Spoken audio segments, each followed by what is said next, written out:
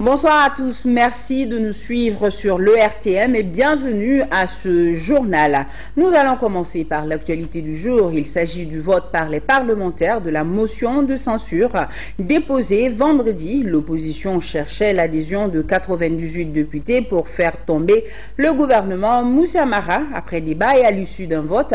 Ce sont seulement 24 élus qui ont dit oui à la motion de censure. Une façon pour les élus du peuple de renouveler au chef du gouvernement et à son équipe toute leur confiance, nous précise Sori Ibrahima Keïta. L'opposition déguède, le gouvernement riposte, la majorité prête main forte. Notre nation est meurtrie, notre république est affaiblie, notre pays est humilié, notre État dépérit progressivement. Notre peuple se désespère chaque jour tant son quotidien est dur et insoutenable. C'est pourquoi nous avons ce matin, Monsieur le Premier ministre, un devoir particulier. Ce devoir s'impose à vous comme à nous, celui de faire de ce débat un moment de vitalité de notre démocratie, un moment d'écoute de l'opposition pour tirer d'elle les idées utiles pour la nation tout entière. C'est avec fierté que j'ai accepté de remplir les fonctions de Premier ministre sur la décision du président Ibrahim Boubacar Keïta pour l'aider à remettre notre pays sur les rails. À travers une démocratie vivace, comme on commence à le voir, et des institutions de nouveau crédibles et solides, comme il l'avait promis pendant la campagne, à travers le premier axe de son projet présidentiel, massivement soutenu par les Maliens en août dernier. C'est avec fierté que je vous confirme que nous allons nous battre au niveau du gouvernement pour renforcer la démocratie. Après 8 heures de débats émaillés d'une courte pause et surtout de mise au point interminable, l'hémicycle s'est résolu à ne pas lâcher le chef du gouvernement en si bon chemin. Mais que de salive a coulé. La partie se corse d'entrée de séance entre le chef de file de l'opposition et le Premier ministre. Les chevaux de bataille du premier Kidal, l'école, les avions présidentiels et ce qu'il appelle les dépenses XXL extra-budgétaires. Nous prenons aujourd'hui et ici notre peuple à témoin afin qu'un jour l'on ne dise pas de toute la classe politique que toute la classe politique était complice active ou passive de vos fautes et de vos errements. L'opposition, dans le texte de sa motion de censure, a fait cas de certaines affirmations gratuites qui, de manière liminaire, méritent d'être rectifiées pour permettre au débat d'être engagé dans la sérénité et l'esprit analytique nécessaire à un bon moment d'échange et de contradiction démocratique. La vie quotidienne des Maliennes et des Maliens serait de plus en plus difficile selon l'opposition. La vie quotidienne des Maliennes et des Maliens est certes difficile, comme c'est le cas dans tout pays démuni comme le nôtre, mais la situation ne se détériore pas, loin de là. Déjà sur la forme, la majorité crie à un vice de forme quant au rendu public de la fameuse motion dont elle dit qu'elle a été volontairement dissimulée dans un discours politique. Mais qu'à cela ne tienne, le message était délivré. Le miracle ne s'est donc pas produit. Qu'importe, l'opposition qui était dans son droit et dans son rôle s'est exprimée en tirant sur la sonnette d'alarme sur des problèmes que personne ne nie. La majorité et le gouvernement se sont affirmés et le peuple a été édifié. Sori Ibrahima Keïta reviendra demain sur les discussions qui ont abouti au vote.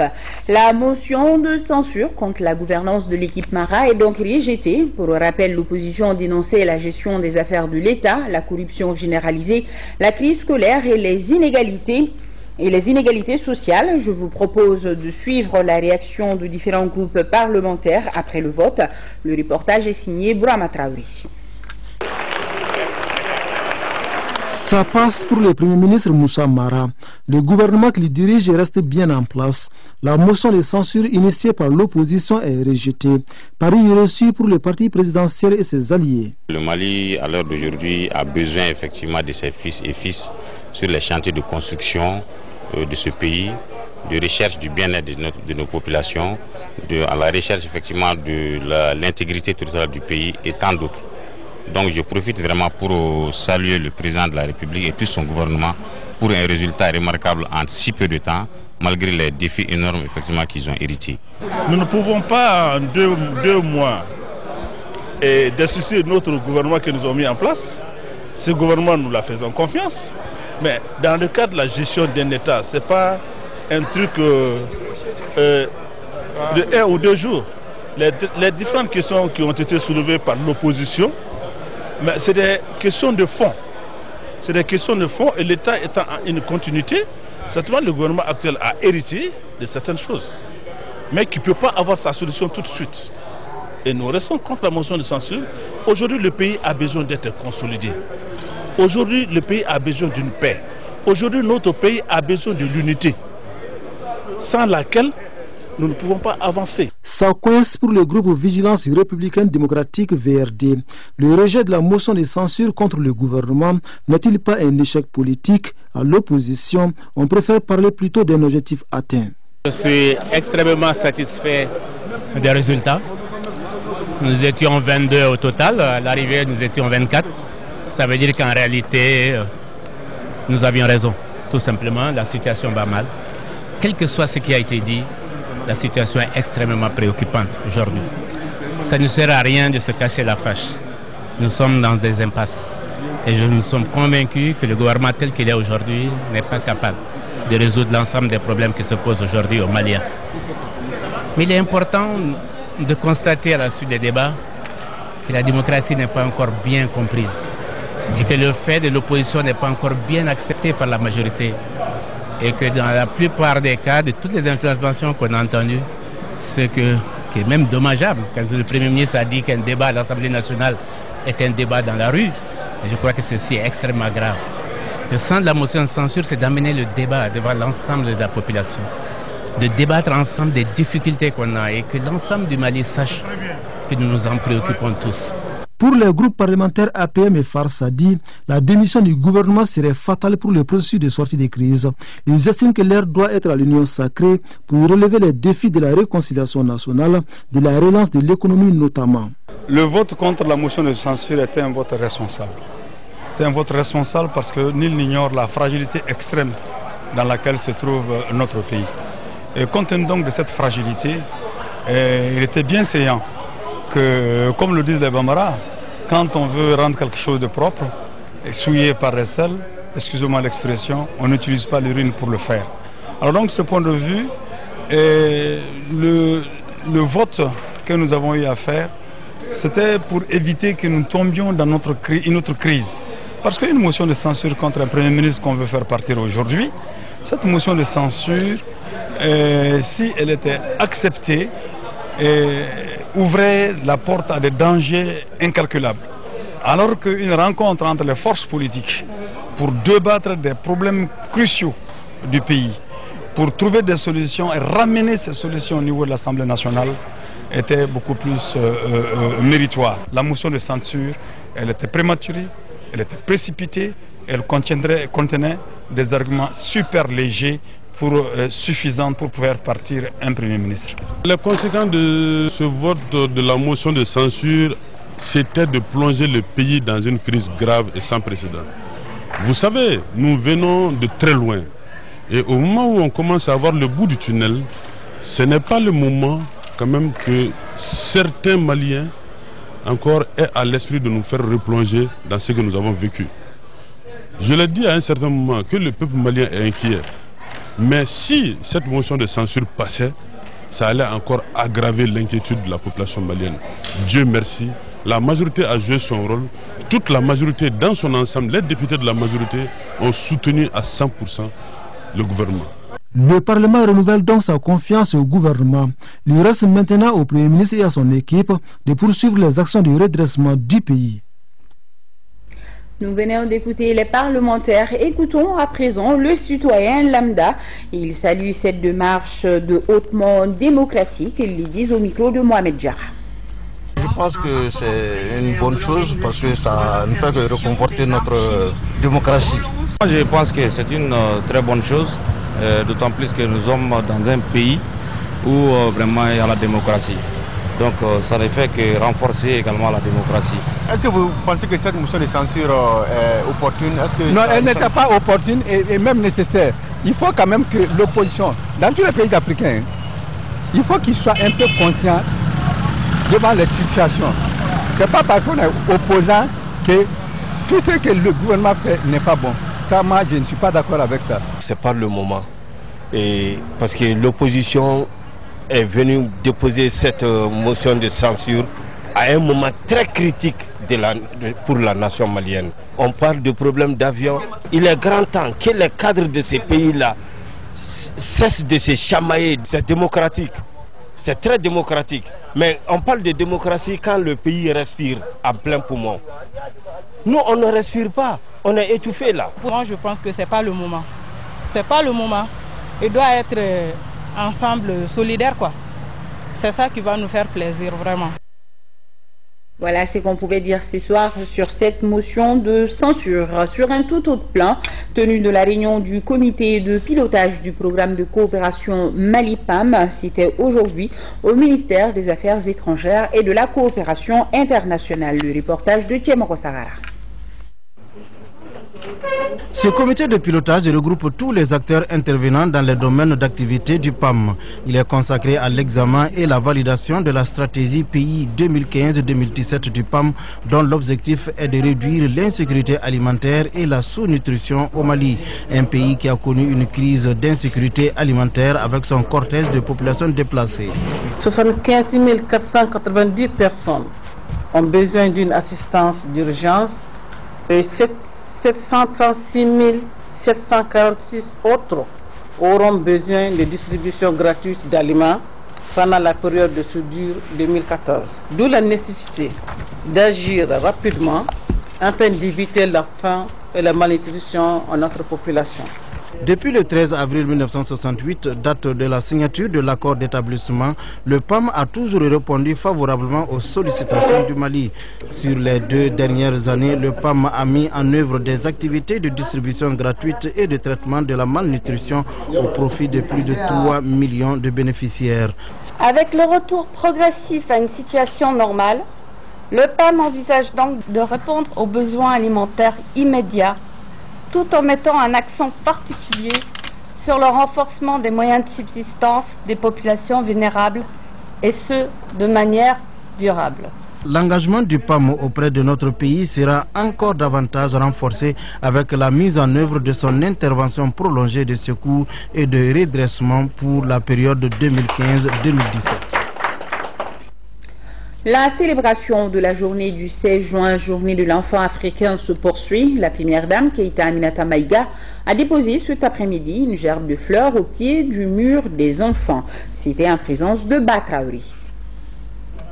Le dépôt d'une gerbe de fleurs au pied du mur des enfants par la première dame du Mali est l'illustration de l'engagement des autorités et organismes de soutien à l'enfance. Enda Mali, au cours des années 2011-2013, dans l'exécution d'un programme dénommé DENCO, dans une approche communale, au niveau de ces zones d'intervention, on a pu scolariser 4 851 enfants, des parents indigents, 2080 adolescents vulnérables en alphabétisation et plus de 20 salles de classe construites et équipées. Impressionnés par cette cérémonie modeste mais pleine de signification, les enfants ont, à travers sketch et poésie, rappelé les 12 droits des enfants, lesquels accordent une place de choix à l'éducation et à la santé. Et la marraine de la cérémonie d'appeler à la synergie d'action pour une meilleure protection des enfants. Je suis toujours heureuse d'être là parce que je suis d'abord une femme, une mère, et à ce titre, je me dois d'être là surtout avec les enfants de la rue qui ne cessent d'augmenter et pour lesquels nous devons trouver des solutions réelles parce qu'il y en a de plus en plus. Et la situation que nous vivons depuis quelques années ne fait qu'augmenter également ce nombre. Je demanderai aux parents, mettez vos enfants à l'école, surtout les filles. Je dis les filles parce que elles vont devenir des femmes. Et les femmes, c'est le socle du développement. Je sais que les autorités font tout pour que, en tout cas, l'éducation aille de l'avant. Rappelons que le mur des enfants a été inauguré le 8 mars 1989 et Mme Keita Aminata Maïga fait partie des premiers concepteurs de l'édifice. Comme nous parlons des enfants, évoquons la situation de ceux qui sont soumis à un travail forcé à travers le monde. Lors de la 103e session de la conférence internationale du travail à Genève, la situation a été évoquée et le tableau n'est pas très reluisant. Notre ministre du Travail, de la fonction publique et des relations avec les institutions, Bocar Moussa Diarra, prenait part aux travaux. Je vous propose de l'écouter. Monsieur le Président, honorable délégué, le Mali a vécu ces 10 dernières années les pires moments de son histoire. Avec l'assistance de la communauté internationale libre et transparente et mettre en place des institutions crédibles, aujourd'hui, avec la reprise de la coopération internationale, l'espoir est permis. Je voudrais surtout saluer les efforts déployés par le Bureau pour amener les États membres de l'OIT à mettre le travail décent au cœur de leur politique, programmes et projets de développement. Plus particulièrement, dans les pays sortant de conflits comme le Mali, c'est aussi sans nul doute la voie pour renouer avec la croissance économique. C'est pourquoi le gouvernement du Mali envisage très bientôt de signer avec le BIT un programme pays de promotion de travail décent 2014-2016, appelé PPTD de transition pour le développement durable du Mali, et qui constituera le cadre de référence nationale pour toutes les actions visant à la réalisation du travail décent. Ce PPTD sera axé sur la promotion de l'emploi décent pour les jeunes filles et garçons en vue d'un développement durable du Mali. Voilà, le ministre Diarra qui prenait part aux travaux de la 103e session de la conférence internationale du travail à Genève. Au Mali, précisément à Taï, le ministre du Développement rural a bouclé sa tournée par la visite du périmètre irrigué de la coopérative des maraîchers de Kamankolé et la nouvelle laiterie de Kaya. Jafar Aïdara, correspondance. Cette visite de terrain a permis à Bocar Tereta et sa délégation de se rendre sur le périmètre irrigué de la coopérative de Kamankolé où il a recensé toutes les difficultés que rencontrent les maraîchers. L'une de ces difficultés est la grande consommation en carburant du groupe de pompage que l'ADRS a mis à leur disposition. Ensuite, le ministre Tereta s'est rendu à la nouvelle laiterie de Caille qui manque d'électricité pour faire marcher ses machines de raffinage et de conservation de lait. L'État investit beaucoup d'argent vraiment pour réaliser des investissements extrêmement importants pour le développement de nos populations. Malheureusement, dans le transfert de ces investissements aux collectivités ou bien aux communautés bénéficiaires, l'État n'a pas pris la mesure nécessaire pour élaborer les cahiers de charges dans lesquels seront indiqués clairement les responsables de l'État et les responsables des communautés pour assurer la pérennité des investissements. L'État doit vraiment donc viser à terme l'autonomisation des producteurs, donc l'autonomisation des unités de production, des capacités qui ont été installées, et puis aider nos populations à se prendre en charge, à sortir de la mentalité d'assistance. Le ministre a mis à profit cette visite à Caille pour exhorter le monde rural à redoubler d'efforts pour que le Mali redevienne le grenier de l'Afrique de l'Ouest. En deuxième région, le commissaire parlementaire aux forces armées de la République fédérale d'Allemagne a effectué une visite au centre d'instruction Boubacar Sadassi de Koulikoro. Pour plus de détails, nous l'écoutons au micro de Brahima Kouni. Die Beziehungen zwischen unseren Ländern sind ja doch schon sehr traditionnell. Le Mali et l'Allemagne sont traditionnels. Bien vrai que ça fut dans le temps une interruption, mais je pense très bien qu'à l'avenir, nous allons travailler intensivement pour que la situation s'améliore davantage. Et je suis convaincu qu'avec cette coopération, ils se sentent comme en Allemagne et ils sont très fiers d'accomplir la mission qui leur est confiée. Maintenant, je peux être sûr que la mission confiée aux soldats allemands se passe très bien. Aujourd'hui, pour voir nos soldats et voir dans quelles conditions nous pouvons améliorer les conditions de travail de nos soldats pour aider vraiment le Mali à bien s'en sortir de la situation dans laquelle il vit.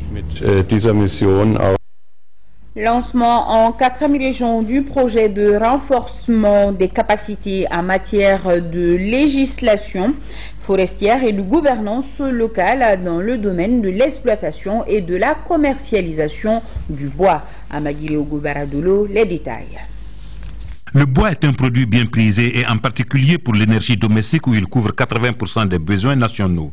En effet, depuis 30 ans sinon plus, dans la région de Ségou, les formations forestières subissent une permanente menace de disparition, toutes choses qui ont valu la création du présent projet. Nous pensons qu'avec ce projet, on va tenter d'amener les gens à un changement de comportement pour que notre développement soit assez durable.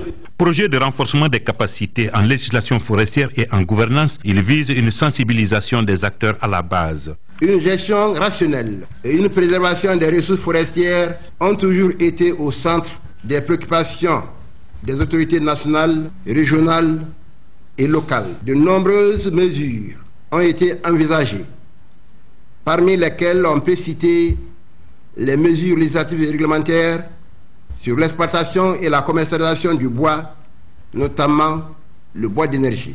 Les populations, les exploitants de bois, les exploitants des ressources forestières soient d'abord organisés en association, en coopérative, pour pouvoir mieux exercer leurs activités, mais aussi que ces activités s'exécutent dans le cadre des textes forestiers qui régissent la gestion durable des ressources forestières au Mali. Projet d'une enveloppe de plus de 80 millions de francs CFA financé par l'Organisation internationale des bois tropicaux. Il dure 12 mois et sera exécuté par l'Association pour le développement et l'autogouvernance ADAM. Ouverture ce matin de la 6e session ordinaire du Conseil malien des transporteurs. Mahamadou Doumbia nous fait le point de cette session.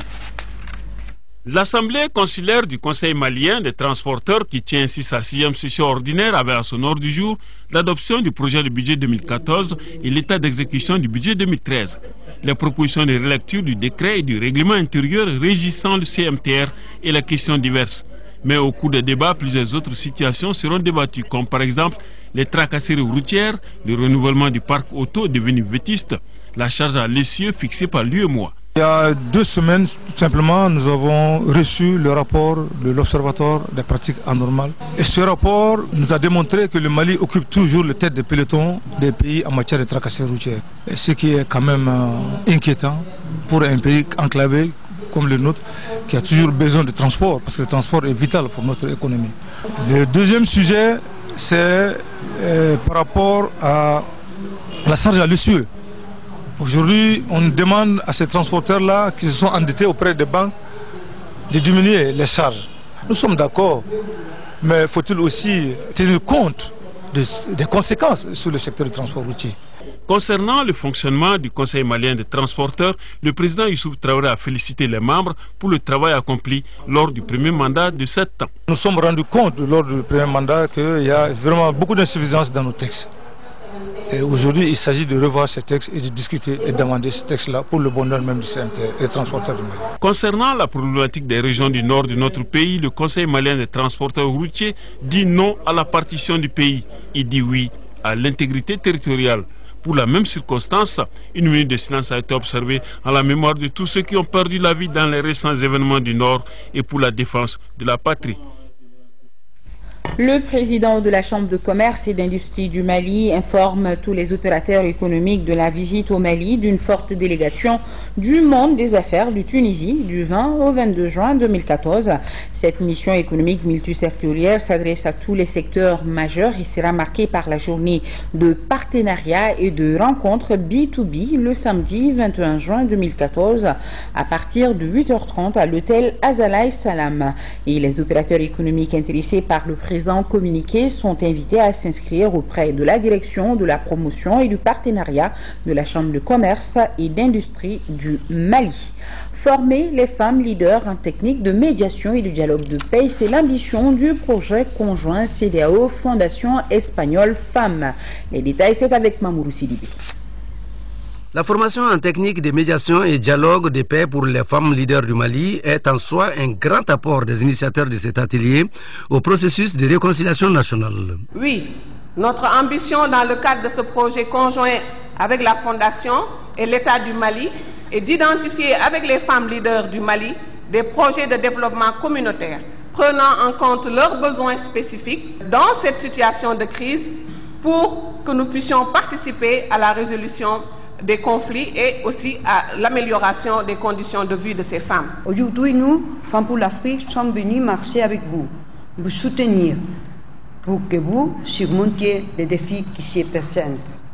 Car au-delà des différences nationales, religieuses, économiques, culturelles ou ethniques, nous, les femmes des 5 continents, sommes réunis autour des valeurs universelles. Rien ne se construit sans dialogue et reconnaissent certains intervenants. Surtout quand on sait que les femmes ont été la cible de violences pendant tout le conflit. Ce sont les femmes également qui ont joué un rôle déterminant dans des moments d'épreuve de notre pays. Grâce à nos efforts conjugués, à notre unité d'action et de coordination, nous sommes capables de changer positivement notre destin pour un monde meilleur où femmes et hommes contribueront de manière équitable pour le renouveau du Mali. En ouvrant les travaux de l'atelier, Madame le ministre a exhorté les femmes à conquérir la paix pour le Mali par le dialogue et la médiation.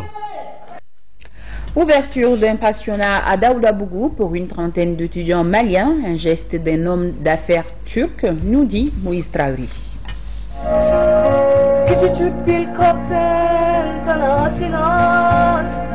Un homme d'affaires turc offre un pensionnat aux étudiants maliens. À Daoudabougou, le domaine de 1500 mètres carrés a une capacité de 30 lits et dispose de 3 salons et d'une piscine. Des commodités visitées par les invités qui ont fait une halte dans la salle d'études. Dans un pays, en fait, il faut voir sa jeunesse. Je trouve que vous avez une jeunesse qui brille, qui ont beaucoup d'avenir devant eux. Je les félicite. Grâce à cette coopération, des jeunes Maliens maîtrisent la langue turque au bout de 4 mois. Vous êtes là, prenez soin de ce qu'on vient de mettre à votre disposition. Vous avez combien d'étudiants à travers le Mali? Et vous êtes une trentaine à pouvoir bénéficier de cette aide. Donc, prenez à bras le corps votre formation. À la partie turque, le rectorat de l'Université des sciences, de la technique et des technologies de Bamako propose son expertise dans le domaine de la lutte contre les maladies infectieuses. Et ce communiqué, suite à un incident sur le circuit électrique de la centrale de Balengue, le réseau de distribution d'électricité connaîtra des perturbations dans certaines zones de Bamako. Les dispositions sont prises pour une réparation dans les meilleurs délais et les MSA présentent ses sincères excuses à la population pour les désagréments. Sport, la première édition du Salon des sports du Mali, SASMA, a pris fin hier au Palais des Sports. Abdul Karim Kaba nous en dit plus. C'est sur une note d'espoir que les rideaux sont tombés sur la première édition du Salon de sport du Mali, SASMA. En effet, durant 3 jours, les associations sportives, promoteurs de salles de gym, équipementiers, artisans ont étalé leur savoir-faire, leur expérience, des acquis accumulés et ont réfléchi ensemble sur les perspectives pour le développement du sport malien. Au cours de ce rendez-vous, les participants ont offert un cadre d'échange aux différents acteurs du sport au Mali. Le début, ça n'a pas été facile, mais grâce à l'implication de son excellence monsieur le ministre des Sports, on a pu réaliser ce projet. L'idée est venue du comité syndical de la direction des sports, parce que nous on s'est dit que est-ce qu'il n'est pas temps d'organiser quelque chose qui puisse quand même rassembler tous les acteurs du sport au Mali pour qu'il y ait un échange autour du sport malien. Qu'est-ce qui manquait à notre sport? C'était cette communion que nous avons cherché tant. Réunir toutes les fédérations, réunir tous les acteurs du sport pour qu'ensemble on puisse trouver les solutions des problèmes de notre sport. L'événement a regroupé beaucoup de monde. Tous les participants ont eu des attestations récompensant les mérites pour la réussite du premier salon des sports du Mali. Et un mot de football, l'Espagne éliminée de la Coupe du Monde dès le premier tour. Les champions du monde en titre ont été dominés ce soir par les Chiliens 2-0. Il s'agit là de la deuxième défaite de Casillas et compagnie en autant de sorties. Dans l'autre rencontre du groupe, les Pays-Bas se sont difficilement imposés face à l'Australie, 3-2. Les Néerlandais et les Chiliens sont donc qualifiés pour le prochain tour en attendant leur confrontation directe lors de la dernière journée du groupe. À suivre juste après ce journal, le match Cameroun-Croatie, pronostic à suivre dans le RTM. On va vous présenter, grand merci à ceux qui l'ont préparé, à vous qui l'avez suivi. Demain, 10h, 13h, Mohamed Touré, je serai là pour la grande édition du soir. Excellente nuit en compagnie des programmes de la télévision nationale et bon match.